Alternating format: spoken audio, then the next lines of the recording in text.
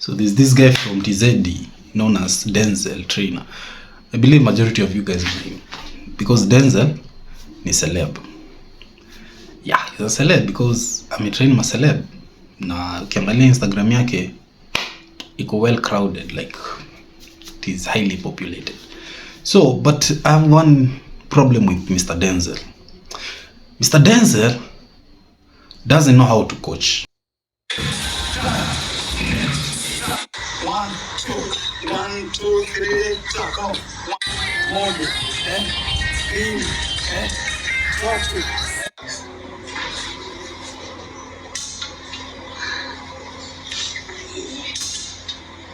Jump. Right. Tap, tap, let's go. Ataka, tap, go. 1, 2, let's go. Tap, 1, let's go. 2, let's go. 3, come on. 4, let's go.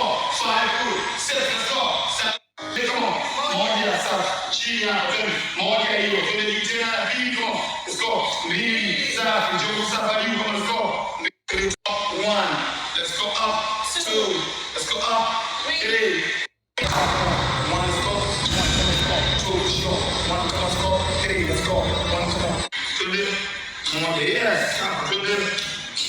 You give me 5, 4, 3, 2, 1. Let's go down. Come on. Moja mbili. Come on. Moja safi.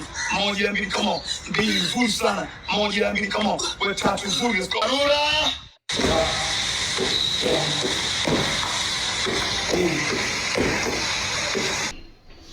I'm sorry to say, but Mr. Denzel is good at marketing. When it comes to marketing, bro, he's a badass. But when it comes to training, ako down. Hands down. Ako down. Wacha tu nikwambie kweli. Do you know why Denzel ako down? Because number one, just like any other typical trainer, Denzel believes in order for you to lose weight, you have to do tedious sort of workouts in the gym. You have to be a Spider-Man in the gym. You have to be jumping up and down in order for you to lose weight. Who the fuck said that? And I've seen it.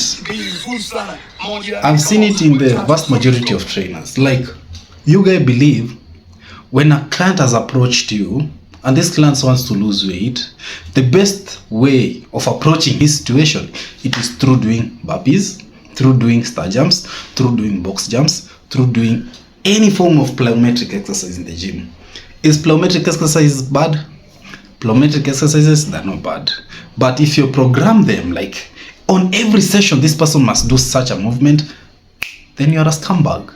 Because, number one, we always look at longevity and the safetyness of a client. Anytime a client has stepped in the gym, or even you, when you're going to the gym, we always prioritize on longevity and safety.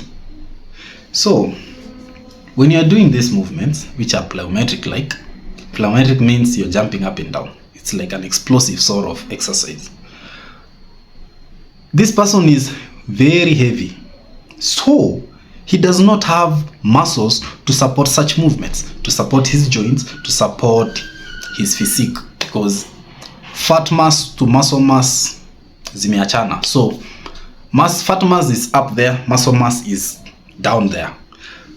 Listen, you know when you're overweight, you tend to stress up your joints because you don't have the supportive pillars, that is the muscles, to support your whole structure.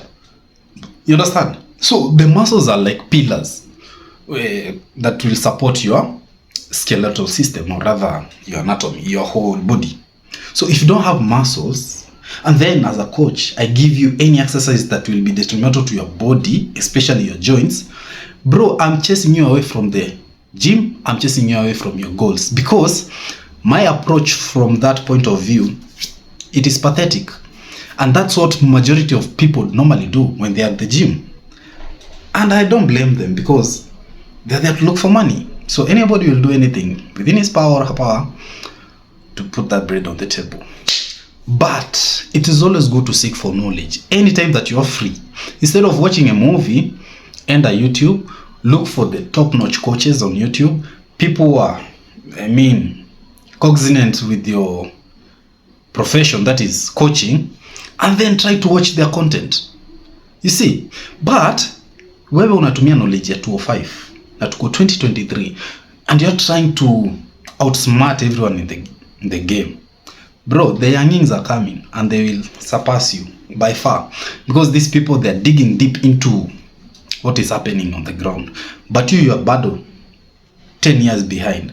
Using that knowledge, and you have science and you have data that is showing us on how you should approach on every goal that you have when it comes to aesthetics. You understand? If you want to lose weight, you see, the same way you're training as Denzel doesn't do these exercises in the gym. He does not, I'm sure. Afanyangi is jump, burpees, star jumps, etc. He will do this bench press, he will deadlift, he will do biceps curl and whatnot. But why is it that when a client has approached you, your mode of training changes completely?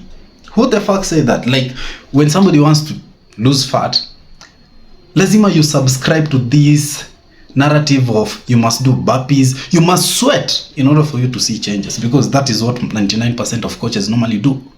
Yeah, I barely see coaches giving their clients deadlift, and if they're doing deadlift, they're doing some certain complexity, like deadlift to, I don't know, barbell rollout, deadlift to bent over row. Yani, it's a weird form of pattern. You understand? Because they're trying to save maybe time. I'm not saying having that form of complexity is bad, like doing a deadlift and bent over rows or to overhead is bad. But just break it down pole pole. Make a person understand how deadlift is being executed, how overhead, bent over rows, and all other compound activities are being executed before you start blending it to be one thing because you're trying to save time.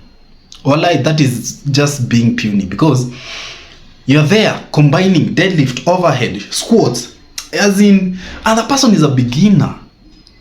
That is one individual. There's another individual who will be like, take 2 kg dumbbell and start jumping like this, like the way Denzel normally do. So you're doing maybe star jumps while punching. Why? So make them say, let us start with bench press. Lie on your back like this and then start doing bench press. This person will still lose weight. You see, when you want to lose weight, process is still the same. The difference is on the plate. When you're now going home, you're being told this is how you need to eat. When you're planning to lose weight, you should prioritize on protein, you should prioritize on fibrous or complex carbohydrates. You understand? But you all believe that if I want to lose weight, it is all happening. The whole magic is happening in the gym. That is all 99.99% of you thinks. That anytime a person wants to lose weight, the first thing he should do or she'll do, enter treadmill, sprint for maybe 5 shuttles or whatever number of sets umemwekea kwa treadmill. From there, come and do burpees, do sit-ups, do mountain climbers. What are you doing, bana? You see, if you wanna lose weight, do deadlift, do squats, do bench press, do all those movements that we normally do if you want to build mass. Denzel did not build his physique through these puny activities that you are seeing here. And other trainers, I'm talking on behalf of everyone. But now Denzel, since he's a celeb, let us use him. And I'm not chasing clout, because some of you think like, but I'm chasing clout. Why should I chase clout? I'm just seeing something that is somehow absurd, and I'm just trying to point it out, because now, if we tolerate this habit, bro, 10 years coming, we'll still be behind the way we are always behind. Because if you go to Maju, they don't train their clients like this. You understand? But here in Africa, you have totally lost it. So what is it mko down? If this is type of coaches, because now you see the reason why I'm bashing Denzel, because there are individuals when you wako TZ ama wenye ni ma fans wake wenye ni ma trainers, they'll start training their clients like this. You know, this is a puny way of training clients, to be honest. And I've seen it. You, when you're training, you don't train like this. When you're training, you'll do the actual thing that is required to be done. But when a client when a client comes to you, you change the game. Why do you change the game? Why do you believe that your bodies are different? There's no difference. The way you build your muscles is the same way this person should build his or hers. But what do I know? Anyway, so TZ mko down, Denzel ako down, and if you're a coach who coaches like Denzel, Joe go down. My bro, I want you to listen to me carefully. I'm not saying these movements are bad, but what is your goal? What is your aim? You see, these movements, I normally say that these movements, they are for those people who are doing any sort of sports activity. May it be basketball, football, hockey, cricket, tennis, you name it. Why? Because I say they're always looking for agility. Agility is that changing of direction quick, fast, that is agility. But these people are not looking for the agility. They just want good bodies. They just want to lose weight. They want to reduce their fat mass in their body. So we have nutrition, we have sleep, we have non-exercise activity, thermogenesis, and now we have the actual activity that is happening in the gym. But amfanyangi hivyo. Most of you, they train like Denzel. Na unajita trainer, certified trainer. Wewe ni shule gani ulienda ikapeo certificate? Because ukoenda shule, every trainer out there anasemanga is a certified trainer. From where? From where? You're not a certified trainer, you're a scumbag. Now, it is even worse because you're getting a lot of money, and instead of enrolling on an online course about just to enhance your knowledge based on whatever thing that you like, maybe it's personal training, maybe it is bodybuilding, maybe it's powerlifting, whatever. Hii pesa unapata kwa unafanyia nini? Because bro, top notch coaches don't coach like this. Or rather, what sort of a coach do you want to be in the next 10 years? Because when mtu una goal, when mtu unataka tu kulipwa do, Sunday uende ujinice ama weekend uende ujinice na usemange wewe ni coach. You're not there to change people's life. And if you're changing people's life, you're changing it for a very short term. You're not changing it for a long term. This person will disappear for 1 month. After amekuja 1 month, he looks worse than how she or he came to the gym. Why? Because you never gave this person the right advice. You yourself, you didn't dig deep into this whole fitness thing. You just Google. Una Google because unatumia knowledge mtu ameke sick in like 1 year or so. Wewe unataka kuisick na 2 minutes and then unajiita coach. How do you build biceps? Unakimbia kwa Google. How do you build biceps? Instead of listening to podcasts, instead of listening to coaches who are way more advanced than you. Now, information is free. The whole information that you're seeing on the screens, they are free. But still you don't want to use it. You want to watch Netflix. Yeah?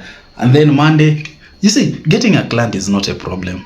I always say that. Getting a client is the easiest thing you can ever do on this earth. But sustaining a client is the thing, bro.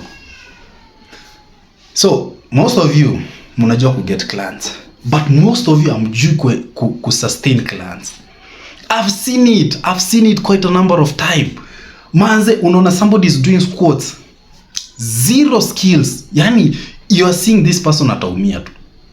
But because utaki ugonvi, you just bounce, pack your things and go home. Me, when I got the gym, let me just watch this all cinema of people doing all manner of acrobatic movements in the gym.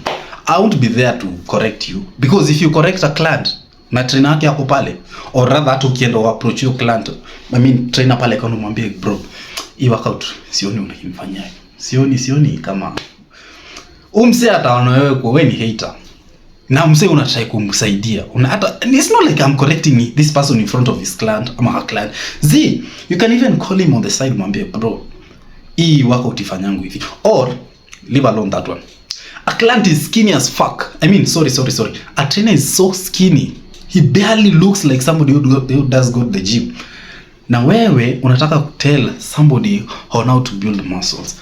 And you're a scumbag. Because how can you advise me on how to build muscles? Yet if I look at you, you don't appear to be like that somebody who normally train. You don't. You just look like a kawaida person. So, mbona ni kutrust na mwili yangu? And you as a client, there are things you should just use your brain, bana.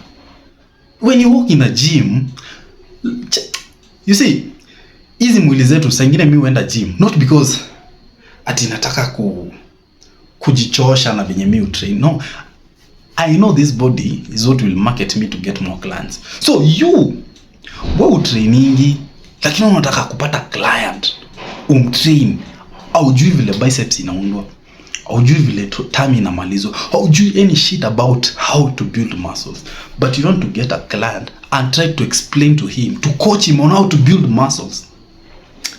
Wewe si Pastor Ng'ang'a ama Kanyari. So by the nyi wase mnakuwa mnanibo sana. Nyi wase mnajita coaches na mtrain. You are one of the worst people I've ever met in this earth.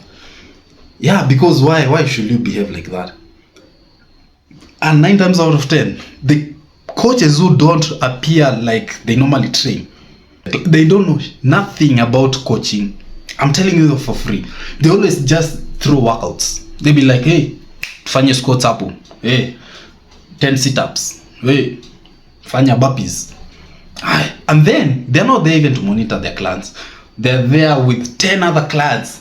So one corner they have a client, another corner they have so many clients by the. And then another thing about such people, wanacharging pesa nyingine za kipuzi sana. So you are seeing somebody so busy, very busy from morning to evening, but ask him how much you normally charge your clients. Utasikia 5,000 per month. Si doa kina Denzel hapa hivi.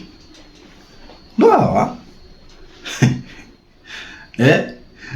By the way, I don't normally have a lot of clients as you may think, but at least I have quality clients. I can brag about it. And not just quality clients. Here is another icing on the cake. I have sustained those clients. In most cases, nimewa sustain unless ni change location. Na nikitokwa na client, in most cases client anitoke aendeangi trainer mwingine. Mi ufuata historia yao. Awaendeangi wanasemanga ni sawa, acha nitajitrain. What does that tell you? Wewe wako akikutoka anaendea mwingine, akitoka huyo anaendea mwingine, na asifanye makosa anikujie. Cause mimi nitajua vile nitamsustain. Wewe uko tu pale ndo sweat, aseme wewe leo umenimaliza, na aseme tuonane kesho. Punias.